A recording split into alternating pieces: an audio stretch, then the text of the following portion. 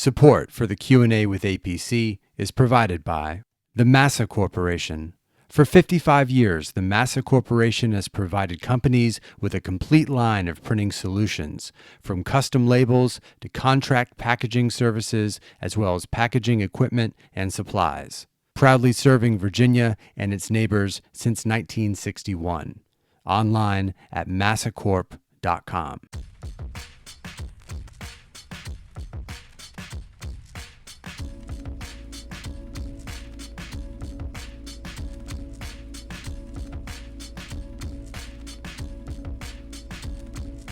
This is Andrew Paul Cronin, and you're listening to the Q&A with A.P.C., the show that features conversations with artists, cultural figures, policymakers, performers, and other innovators living in Virginia.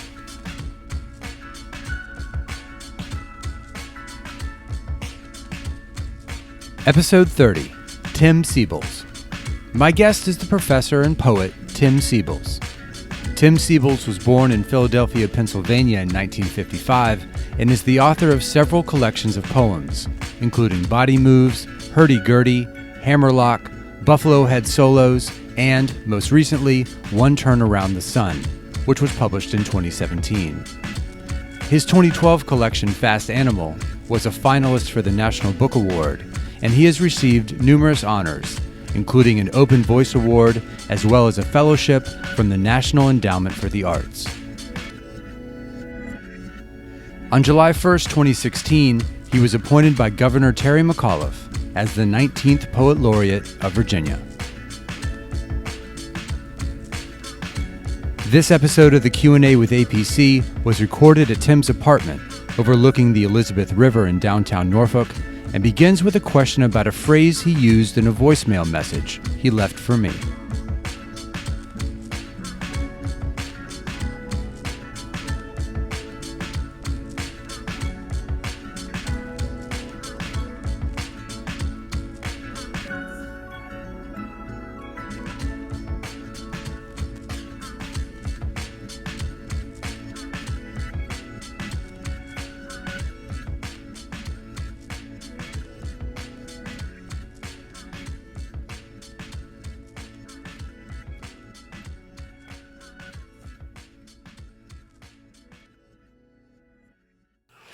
Tim Seibles, thanks so much for coming on the show. A pleasure, Andrew. I appreciate it.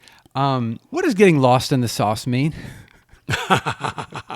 Well, I think quite literally the slang goes back to people drinking too much. I think that's where the lost in the sauce comes from. But when I mean it, I just mean basically in the sauce of life. Yeah. Too many things coming at you, too much going on. Next thing you know, you haven't returned a call, you haven't responded to an email. You're just lost in the sauce, or out in space, or, just lost in the world in general. Tim, you grew up in Philadelphia. What was your neighborhood like? My neighborhood was interesting. It was primarily black, middle class, and working class families. There were very few, but there were a few white people who stayed there after white flight. As you can imagine, it was Germantown. Germantown, Mount Airy was where I lived. And, of course, it was settled by Germans in large part once. Of course, that was long ago. And but there were the people who lived right next door to me were the Wilsons, and they were white people, Scottish. Mr. Wilson still had an accent. Mrs. Wilson didn't. And 3 doors down from them was a woman named Mrs. Hannah, I think. But other than that, the block was black, and across the street, that block was black, except for one white family. And then a couple blocks away, there was another white family, which I've always found mysterious because really the neighborhood was otherwise completely black. Apartments, row houses? Row houses primarily. Yeah. Apartments also, like right across the street from where I lived, there were apartments. A long block of apartments. But my block was row houses. Across the street from me was row houses. And catty corner were apartments and row houses. What was your earliest memory that you can remember? Very earliest. Wow, that's a good question. I guess some of my early memories would be, there was a room next to the kitchen in our house that my mother, and I'm sure she called it this because we we were children, it was the playroom. Ultimately, as we got older, it was the den, my father's den. But then it was a playroom. And I remember very clearly sitting in there, sometimes with her, sometimes alone. My brother was 5 years older than me, so I didn't play a lot with him, but some. I remember playing blocks. I remember building with Tonka toys, things like that. That's an early on when I was a little bubblehead. And then I also have memories of my mother reading to me, or to both of us, in fact, at bedtime. Those are some pretty powerful memories that would be somewhat early on in my life. Yeah. In an interview I saw with you, you said you remember your parents saying many words about many doors being open to good students. Can you describe your parents? Well, my parents were that part of that generation of black folks who were really determined to make their way into American society. Both of them lived in extremely segregated circumstances. My father in Oklahoma City, which is Southwest, but for all intents and purposes, it was the South. My mother in Philadelphia, of course, and people think that the South was where segregation existed, but segregation was everywhere. My mother said there were many department stores that you couldn't go in if you were black. And if you went to a movie, you had to sit in the balcony. You could not sit downstairs if you were black. So both of them grew up in times when American society was largely segregated and racism was largely accepted. And so I think their parents, especially my mother's, but I think their parents, both of my parents' were pretty determined to see that they would succeed in the world. And so both of them went to Fisk University. That's where they met. That's how they got together. My father goes there from Oklahoma City. My mother shows up there from Philadelphia, and they met there.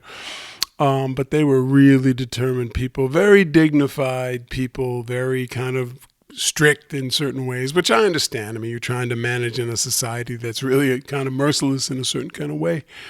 I heard many a time several things. One is you've got to be twice as good to be seen as equal. I heard that many times. I also heard from my father, more than my mother, you have to have iron in your soul in this world. Heard that many times. And so that was the kind of stuff you would hear in the house. Not all the time. Of course, they were also people who had fun and kidded around, but they were very serious about my brother and I, taking the mission to heart, that we will prove bigots and all the institutions that support bigotry wrong, because we will be brilliant and forthright and neatly dressed and polished in a certain kind of way. That was them.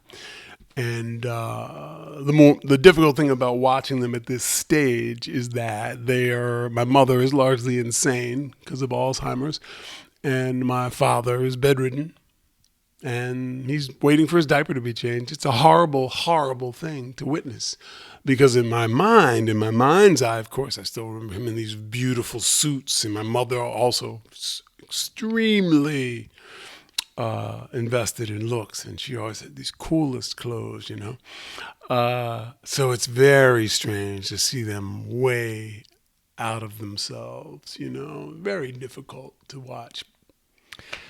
Your mom taught English. She was an English teacher. That's right. Yeah. That is correct. High school. Well, junior high school for a little while, but mostly high school. Yeah, that was in public school in Philadelphia? Yes, she taught at Roxborough High for just a little while.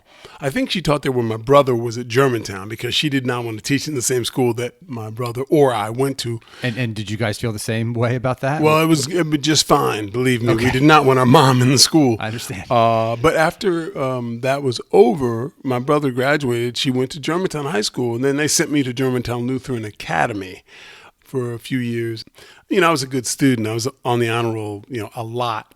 But I was a pretty, brash kid. And I'm not sure the faculty, of course, which was all white, was especially in love with the outspoken young black kid. And so when my senior year came, they said, we don't think we can invite you back next year, which was which was of course crushing to me, because I had so many friends at the school, but at the same time, I knew I'd I'd have the adventure of going to a public school. And then it turned out to be a public school in the suburbs because the public schools in Philly were closed. But was there something about that you sort of relished or liked, sort of the against authority, hearing that? Well, sure, some of that, because I probably am still a pretty hard-headed human being, but the thing that was interesting was my father. Of course, he had to go talk to them because when he heard they weren't inviting me back. Oh, God, did I dread that. You cannot imagine, or maybe you can. But I just figured, he'd meet with them and come out and just beat my ass, basically.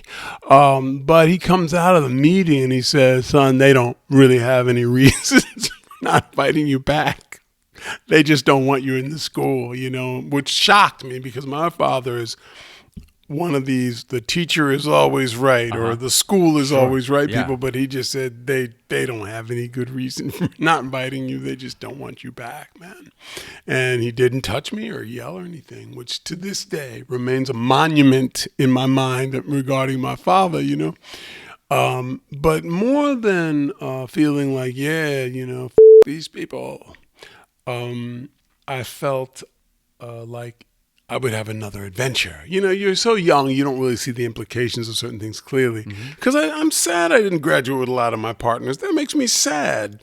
But then I was like, yes, but there'll be many more girls in this school than there are in our school, because our school was really relatively depleted in terms of the co-eds. And so I didn't think about it a lot. Until much later, many years down the road, I thought, it would have been cool to graduate with my boys, Sure. But mostly, I got to meet, some girls that I could not have otherwise met. Your mom was an English teacher. What was your father's profession? He was a biochemist. He did biochemical research, and then he became, what's his title? He became the chief of a research team. Is that right? Anyway, I think so, because I remember there was a while when he was out of the laboratory and he didn't like it that much. He said, I liked being in the experiments. I didn't like governing a team of researchers. I remember him saying that, but what did he call him, a chief of a team? I can't remember. But his thing was biochemistry. You've said the best teachers are the books that you love, and that's when you start to learn to write. What books were your first teachers? Oh, gosh. Well, that's a $90 million question. Even as a child, the first books that I really liked were a lot of Greek and Roman mythology, stories of Greek and Roman, gods and heroes and heroines. And I think what I got at that age from those books was just the idea that you could do things like wild things with words. There's a book whose title I will never remember that I so loved. It was this kid somehow encountered this Martian. It makes me think of E.T. I wonder if they borrowed anyway. Yeah. Another story, but I was about 9, and this Martian lands in this kid's backyard, to the best of my recollection, and they become friends. And the Martian rides the kid around on his shoulders everywhere, like wherever they go. The Martian can walk really fast, so he just puts the kid on his shoulder and they go walking to these crazy places. And I remember being so moved when the Martian had to go back. I remember I don't know if I cried, but I remember being very sad that the Martian had to leave. Back to the homeworld. Back to Mars. And I think, even though certainly I was not conscious of this, but I think I began to sense that words could carry something that really, gripped you, or that words had some kind of, enchanting power to take you places that you couldn't go otherwise, And I think if you had asked me that at 9, I would have said, I just like the story. But looking back, I think I started to become kind of enamored of the possibility of what words could do. And I started writing little stories. After graduating from Southern Methodist University, you taught high school English in Dallas for a decade. You earned a Master's of Fine Arts degree from Vermont College of Fine Arts in 1990. And for over 20 years, you've been teaching creative writing at Old Dominion University. Are the skills used to successfully teach high school the same skills used to successfully teach at the university level? Well, that's a really good question. I think some of them are. I think the primary difference is that in college, the ceiling on what you can teach or what you can attempt to impart to your students is much higher. It's not unlike playing football in high school or playing football in college. The people who come to college are usually going to be those who took school seriously and who therefore have maybe a greater aptitude for certain kinds of thinking, so you can push harder and go and reach higher because the students are more capable. When I taught high school, you'd have some, of course, amazing students, public or private school, but you'd also have students who really didn't want to be there, who they're only there because they thought they'd get grabbed by the truant officer or police if they were wandering the streets. And so you definitely felt that when you were pushing certain kinds of intellectual work, that you were not being really received by everyone. In college, I think that remains true. There are people who are more and less serious, but most people in the classroom are going to try really hard to keep up with you, whatever you're offering them.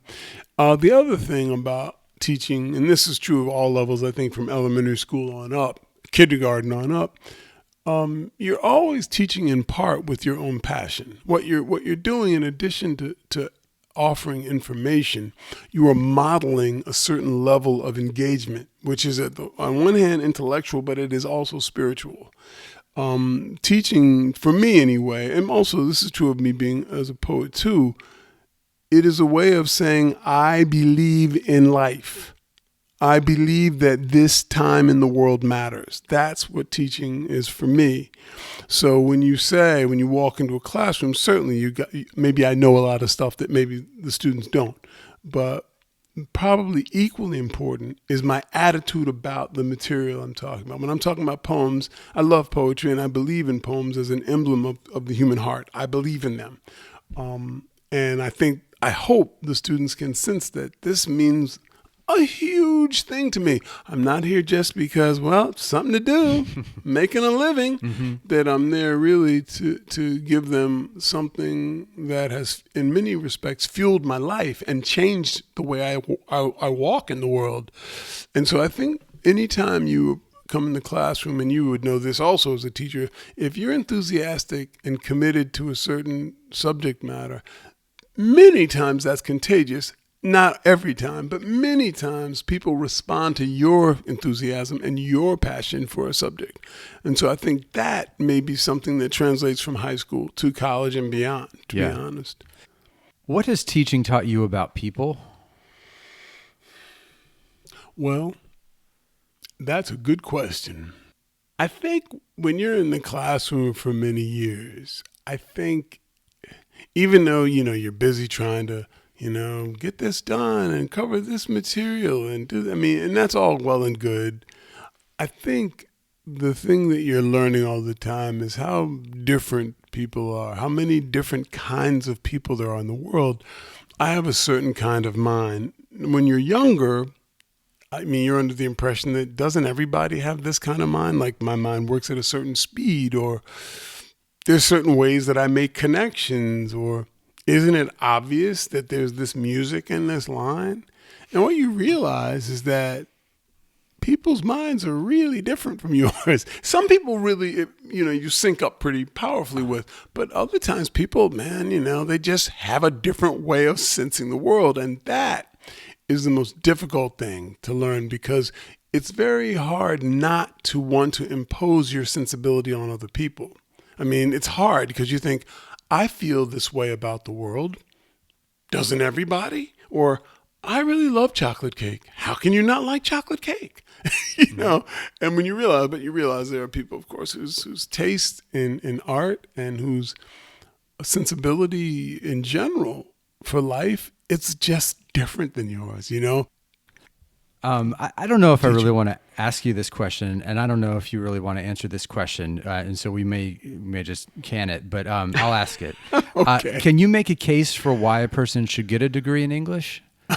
Sure, of Okay, course. good. I mean, I guess that's the right answer, by the Yeah, employer. I mean, if I said no? I have no idea why someone should get it. Well, like in terms, you understand my question, in terms of like job, like Marketing. jobs and all that, I got you. You know how it is. No, these are a couple of things. And I, of course, sometimes say this in class. If a student asks, most employers want articulate employees. If you've written and read and spoken and taken the life of words seriously, you're going to be more articulate. You're going to be a better writer. You're going to be a clearer thinker than people who have not done that kind of work. The other thing is, in terms of graduate studies, certainly if you're interested in the law or anything, truthfully, sociology, I don't care what it is, to the extent that you have become really intimate with language and the way words operate, you will be better in virtually every field. Now, with mathematics, that could be an exception. I'm not sure being an extremely well-read person will make you a better physicist, unless we think about the imagination as being connected Or to publishing, literature I suppose. or publishing. Right. You do Yeah, right. right. You do write articles. Talking into the conference. That's right. That's true. That would be way. But I would say mathematics, to the extent that it's not about language. Maybe someone could say, well, do I really need it if I'm going to be a master of algebra? And I say, well, you could make an argument that you should put more energy on integers or whatever. But I think just in general, beyond the issue of marketing, of course, is that human consciousness is largely defined by language. Not completely, but largely. So why wouldn't you want to be as intimate with words as possible? You're going to live inside ideas all of your life. That is the nature of human consciousness. Ideas are words. To the extent that you cannot parse certain concepts, you are a slave to them. Because I can tell you all kinds of things. If you can't quite figure out what I'm talking about, well, I guess you either do what I say or you'll just have to fake it. But it's better if you can say, I don't know. I think this, and this. Perhaps this. I mean, part of being articulate is being able to make a case for what you sense in the world or what you want in the world or what you believe is true. To the extent that you don't have words, if you're not at home in words, then I think you become, to some extent, kind of a patsy for the people who do know words, because language can be used to deceive, particularly if you don't really understand how to think critically.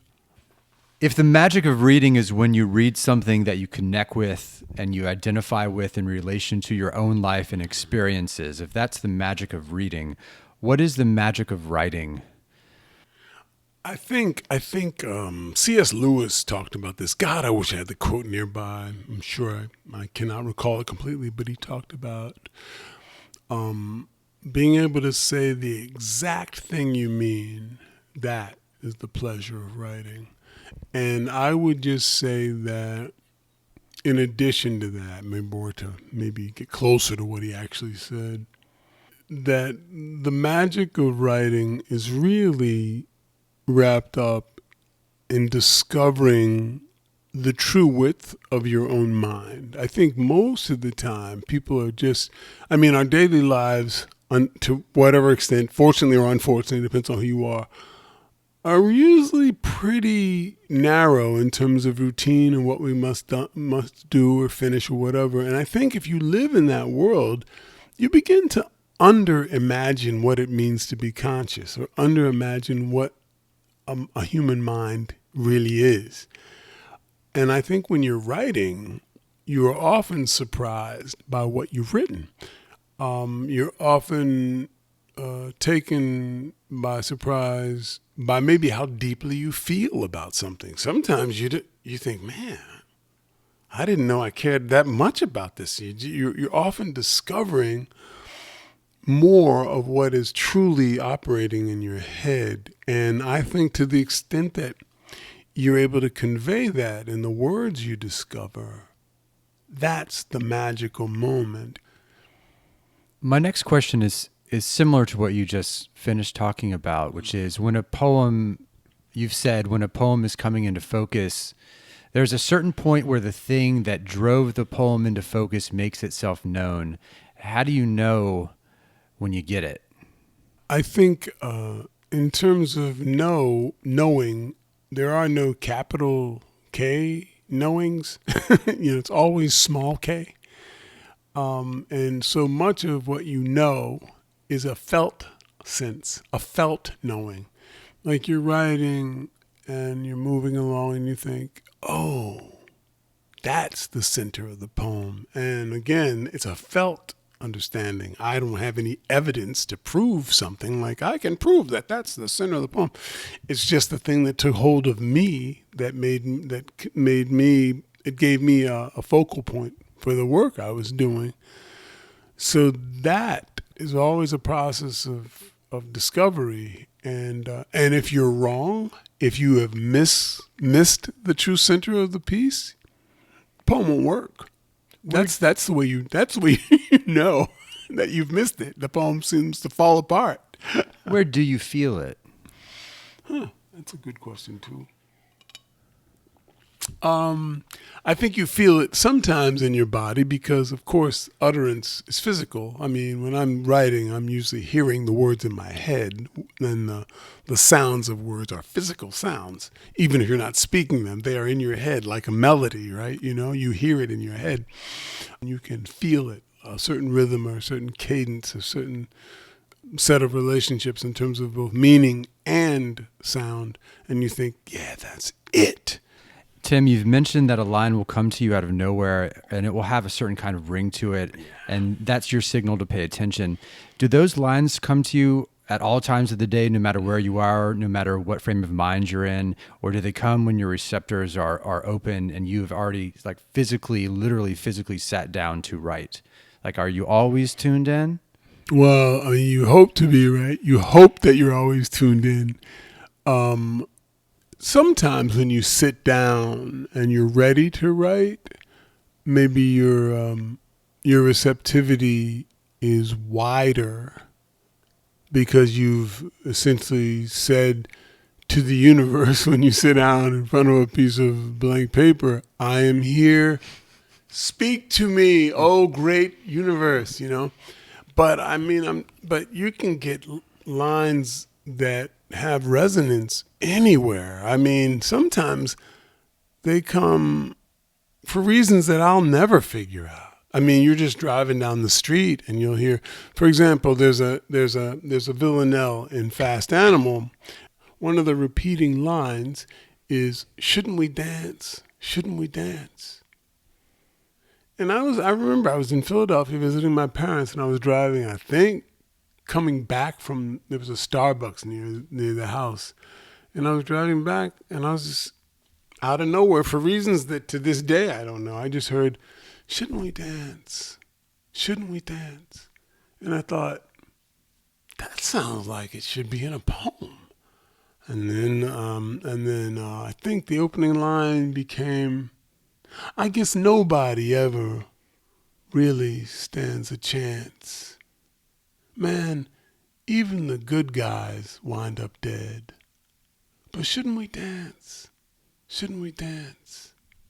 That was the opening stanza of the villanelle. But "Shouldn't we dance" came, I mean, to my sense of things, completely out of the blue. I mean, I wasn't thinking about dancing, but you just get this line. So I think if you write a lot, it becomes that kind of receptivity becomes a habit of mind, not unlike friends of mine who are musicians who hear melodies for no reason at all. And I think words are the same way. I'm 62. I probably started thinking seriously about writing at 19. So that's 43 years ago.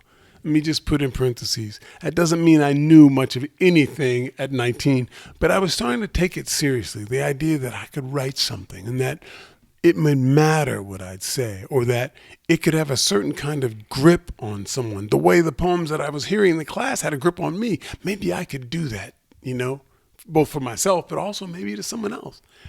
And so 43 years of that kind of thinking, it changes your mind. I mean, my mind I have the mind of a poet. It's probably now what the truth is.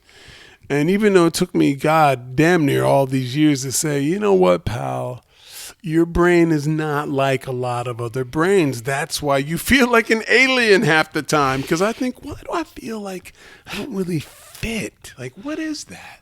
And then you realize, pal, you've been doing this a long time. Most people do not spend all their days thinking about poems. Like, of course you're weird. Of course your mind is odd. Of course you feel displaced, And so I do have the mind. The receptivity that I feel toward language, of course, has been heightened. I mean, I've been practicing listening for how long, you know? Right. On July 1st, 2016, you were named the Poet Laureate of Virginia, which is a 2-year appointment by the General Assembly and the Governor of Virginia. How did you find out you were going to become the Poet Laureate of Virginia? Well, I knew I'd been nominated, but I'd been nominated before and then just never heard anything ever again. Congratulations, by the way. Thank you. Yeah. Thanks, Andrew. Yeah, it's a thrill. It's great, What is a Poet Laureate's job description? Well, there isn't really, in terms of what they require of you. Yeah, like what are you supposed to do? I don't think they really specify too much. I mean, I think they would be wildly disappointed if you became the Poet Laureate, did not read, did not visit schools, just sat around and just like, yeah, I'm the Poet Laureate. Thank you. I mean, I think they'd be like, hey, man, come on, Give us something. And in fact, I think the success of my nomination might have in some way been predicated upon the idea that I am pretty active as someone who does go around reading to people, and that I love doing it. I feel like I should be an ambassador to the extent that that's possible for poems. But, to me, that's what it's about. Being a Poet Laureate is just gives you the spotlight that allows you to say, hey, you guys, poems, man. Right. Don't lose sight of poetry. Sit down, be with your own mind and heart. That's what poems invite you to do. And that, to me, is one of the reasons our culture is so wacky, is that we have not made space in our lives for that kind of contemplation. And I think if we're going to be adults as human beings, contemplation's got to be part of it. It doesn't have to be poetry, but some kind of contemplative practice has to be part of your life. Otherwise, you're just running around like a little mouse in a forest fire or something. You got to be able to be still enough to really get some sense of where you are, what you are, and who you are, and what this place is. What is this place we find ourselves in? And that, to me, is what I want. I want people to contemplate more. Let's contemplate a little bit now. You've published several collections of poems, including 2012's Fast Animal that was nominated for a National Book Award. Mm-hmm. Would you mind reading a poem now? Sure. Was there one in particular? Lobster for Sale would be one that I would like to start out with, if possible. I would be delighted, my friend. This is Lobster for Sale from the collection, which comes out in 2004, actually. This is Buffalo Head Solos. And the poem is Lobster for Sale. Lobster for sale. Over here in the aquarium, just left of the fresh fillets. Save your sympathy. Usually I'm sleepy, so usually I sleep. And you think I dream of the open sea. Nope. When I sleep, I dream of sleeping. Only difference between this and the big drink in here, it's just us. And every hour I measure every side. But sometimes I see you out there, eating all that air. The two-legged mouth. You think I'm a grocery, but I don't care what you think. I keep one thought. One. I keep it on like a nightlight all day long. I wish you would reach in here for me. I wish you would. That was my guest, Tim Seibles, reading Lobster for Sale from the 2004 collection, Buffalo Head Solos. Thank you for reading that, Tim. Do you ever feel like you are just on the cusp of a memory or a piece of a memory that you need to make a poem come to life? And do you have a method to conjure up that memory? Do you feel like you have an exceptional memory?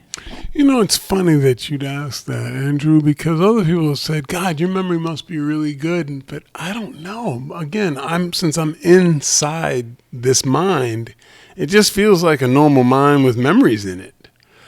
But maybe I've always been interested in memory in a way that's not normal. I was talking to someone who knew me, taught high school with me in the 80s, and she said, when Fast Animal became a finalist for the National Book Award, she said, you know, you were always talking about memories. And I just figured, really? Is that different? I mean, I thought, doesn't everybody think about memories? Right. Maybe not, you know? So I think that I've, for reasons that I'm not clear on, have always had an interest in memory.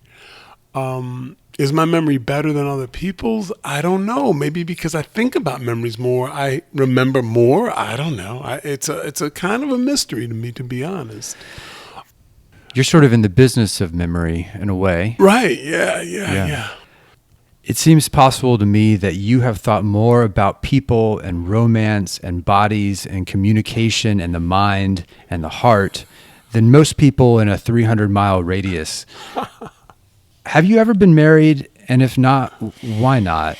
I have been married. I was married for 10 years, beginning in 1984. But, you know, truthfully, and she was a wonderful woman. It's so funny you say, I just got a text from my ex-wife. It's so funny that you would bring that up. I mean, just a couple hours ago, I got a text from her. But truthfully, I'm not sure marriage was probably the right decision for me. I think, I don't want to get too crazy elaborate with it, but I do think that there are different kinds of human beings in the world. And some certainly should be parents and have children and be married.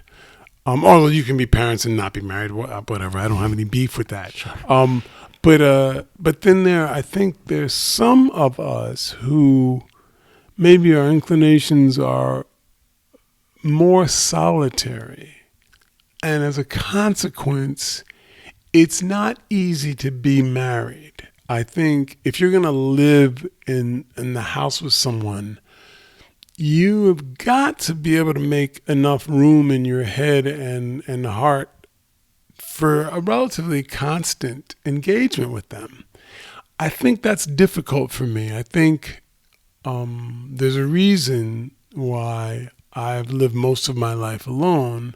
I love the company of women, but I also love my solitude, and it allows me a certain kind of inner spaciousness that I think being in someone's presence all the time makes a little more difficult. I know great poets who are married. I know great, and I'm sure there always will be great poets who can be married and have children even. But for me, it seemed like maybe that wasn't the way. Do you think it translates? Do you think what you write, you come with those things in real life in a relationship? Yes. I don't think you can help it, really. Whatever work you do, it will inform the way you are with other people. If you're a prison guard, it will inform the way you are with other people. It doesn't mean you're going to want to guard them all the time, but in much more subtle ways. Just the way you've organized your life will impact the way you enact loving someone else. I would stand on that with both feet. So I do think that an artist of whatever sort might be more emotionally alert, than someone who's not an artist. This does not mean that artists are all wonderful to be involved with. I've heard things about artists that are really scary, but I would say that generally speaking, in terms of passionate engagement in interactions, that might be more typical of an artist than a non-artist. That's all I would say, because passion becomes part of the way you think about life. The military and soldiers appear in your poems, and it seems to me that you may have thought about how your life is running parallel to someone who was born in the same year as you, in the same town, with the same environment, but you became a poet and he became a soldier. What kind of soldier would you have made? Oh, God. I'm afraid I would have been a bad soldier. I mean, I think, and it's partly because I certainly I'm not especially in love with the idea of being given orders. That's one thing. But also, by very early in my life, I aligned myself with people like King, Hendrix, the hippies. Way before I had really full understandings of these things, I thought peace, love, understanding, these should be the founding tenets of all human existence. So war, of course, is anathema to that, right?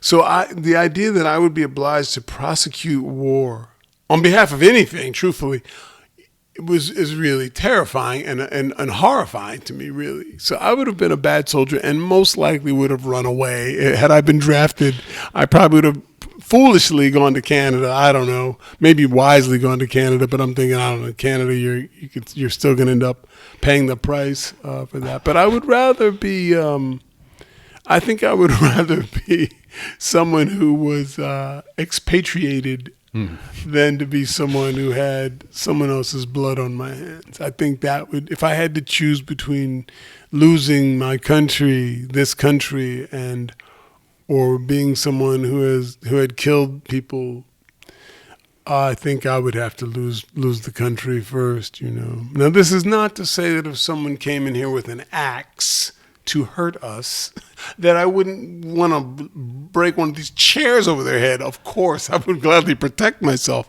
But in terms of prosecuting a war that's usually not about anything the soldiers themselves are deeply care about, usually, not every time, but often they're just being used as pawns to enact some other kinds of ends.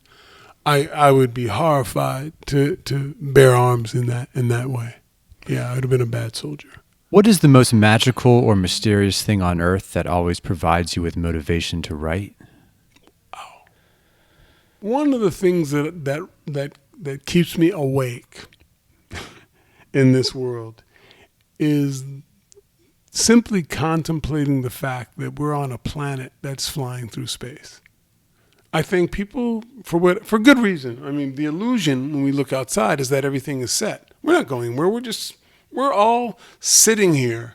But I tell my students every semester, how many of you understand how fast the Earth is traveling right now while I'm talking to you? And most people, it doesn't even dawn on them that yes, while we're sitting here talking about poems or a story or whatever, the Earth is flying they say about 700 miles an hour. That we are zooming through the cosmos, you know? And every time I think about that, I think, oh my God, I've got to do something. I got to say something about this life, you know? And that's one of the things that it reminds me not to sleepwalk. And so maybe that is a good way to answer the question. And I think probably now would be a perfect time to read one of my favorite poems of yours, which is Something Silver White. Something silver white.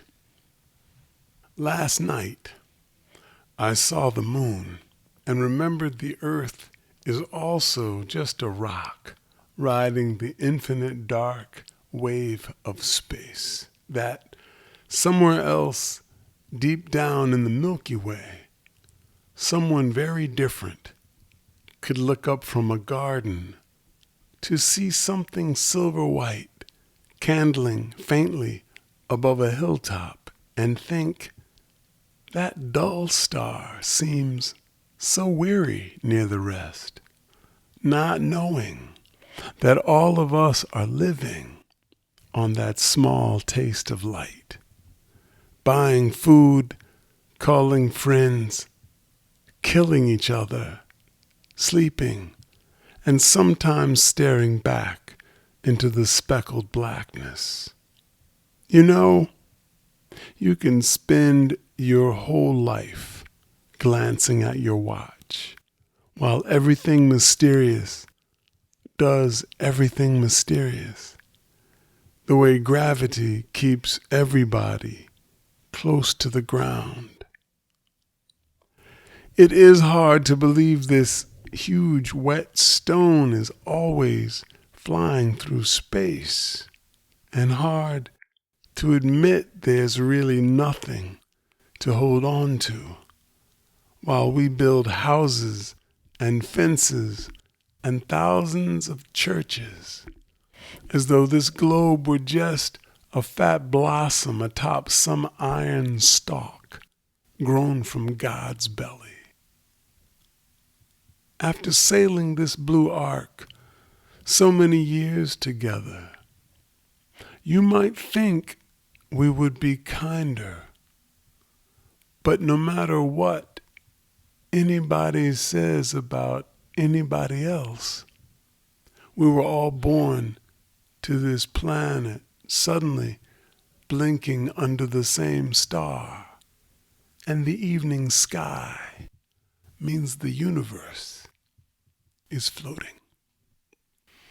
That was my guest, Tim Seibles, reading Something Silver White from his collection, Hurdy-Gurdy. Wow. When's the last time you read that or thought about that one? You know, I read that not as rarely as you might think. I read that probably maybe a couple of times a year to people. Mm-hmm. But I love that poem. It's a poem that lets me set the stage for a reading. You know what I mean? It's like, here we are, man, on Earth together. And we're doing all this idiotic stuff to each other and not thinking like, hey, man, this is a wild story we're part of. But, I mean, part of the battle for anybody, I think, is to become conscious, right? Because I bet you could walk up and down the streets for an hour and say, what are you thinking about right now? And virtually nobody would say that the Earth is flying through space. You know, and I'm thinking, that's big news, baby, that we're on a planet. Don't you think that might be worth contemplating? But people are thinking about nations and American interests. And I'm thinking, the next stage, I'll be dust, of course. But the next stage is we'll be thinking about planetary interests. Nation states and the whole concept, it's old speak, it's old think. Someday people will think, boy, they were a little bit dim, weren't they? While they're thinking, well, we'll take care of our country and damn the rest of the world. Like, of course, whatever happens somewhere else won't affect us, right? It's like we're all on one relatively small planet. It drives me a little crazy. All right, I'll calm down. But yeah. Here's an excerpt from one of your poems. What tortures me is the question, what are other people thinking? Which could mean you don't understand their decisions, as we have talked about a little bit this morning, this afternoon. Or it could mean, what are they thinking about you? What do you think they're thinking when they think about you? I really have no idea. You know, I think that's the torment of it, right? I mean, I believe that you're a nice person, that you're probably thinking positive thoughts about me. I'm thinking positive thoughts of you. I mean, something like that, sure, I feel comfortable with. But in the sense of a more complicated sense of perception, no, you can really never know all that someone sees in you. You can only know what they say and how they behave toward you, but their whole sensorium, for lack of a better word, where you're concerned, at least a good portion of that exists outside of language. So it is a felt thing that they have for you, but they can't say. To be successful as you have been in your craft, how much do you think talent has to do with it versus hard work? Like, what's the ratio of talent and hard work? I believe that I have a particular affinity for words. Now, I wouldn't have said that if you'd asked me as a teenager that. But when I look back at my life and I think about being a little kid who, when it was raining outside, would try and write stories and realize that most of my friends did not do that. Clearly, words mean something to me or have meant something to me that's not typical, you know? That affinity for words is a kind of talent, is a kind of thing that I did not work to develop. You know what I mean? I didn't try to have an affinity for words.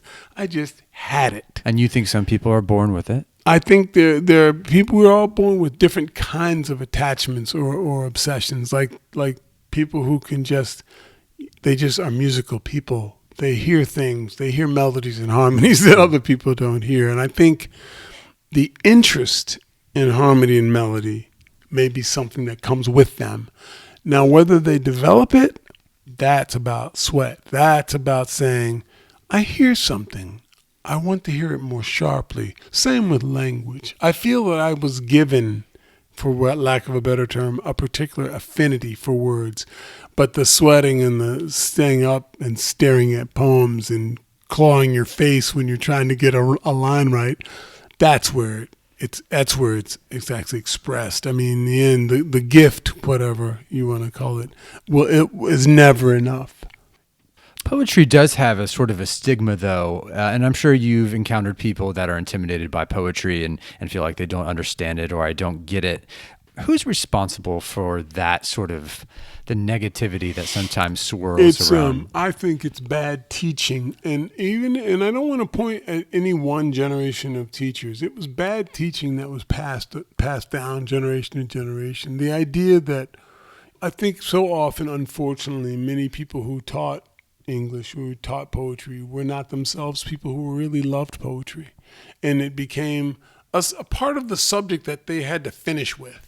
So they taught it within, like, can you identify iambic pentameter? What's the symbol in that poem? You know, all that. And so they taught it in a way that you would teach something that you didn't love. And I tell my students all the time, suppose as soon as you started listening to music, you had a class in music, and you were going to be quizzed. Do you know what key this is in? What time is the drummer playing in? Is there a counter? Is there something contrapuntal going on between the sax player and the pianist? Explain what and why. If you did that to somebody, people would not like music either. they would think, you know what, music was always too hard. I never really got it. So I think in large part teachers unknowingly and unintentionally spoiled poetry for lots of people. They made it hard for people. People had to get the right answer about a poem. That's not how I would approach the teaching of poetry at any level. I would like to end with having you read a poem that you would like to share or read, if you're up for that. Sure. It doesn't have to be one of my own? No, not at all. All right. I've been trying to memorize this poem. This is a poem by Cesar Vallejo. He was a Peruvian poet, and he wrote a poem called Blackstone Lying on a White Stone. The title remains a mystery to me, but here's the poem.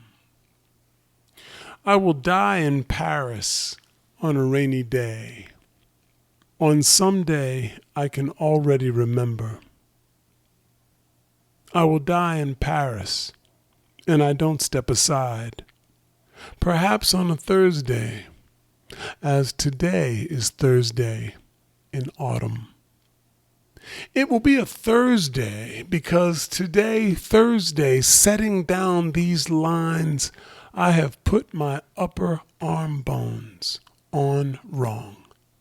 And never so much as today have I found myself with all the road ahead of me, alone. Cesar Vallejo is dead. Everyone beat him, although he never does anything to them. They beat him hard with a stick, and hard also with a rope. These are the witnesses, the Thursdays, and the bones of my arms, the solitude, and the rain, and the roads.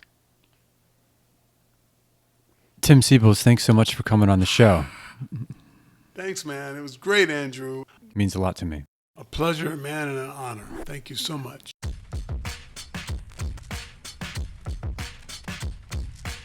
This is Andrew Paul Cronin, and you've been listening to the Q&A with A.P.C. To hear archived episodes, visit QAAPC.com. For exclusive content, including upcoming shows, behind-the-scenes pictures, and more, follow the show on Instagram, Facebook, and Twitter at QAAPC. The executive producer of the Q&A with A.P.C. is Ben Riley.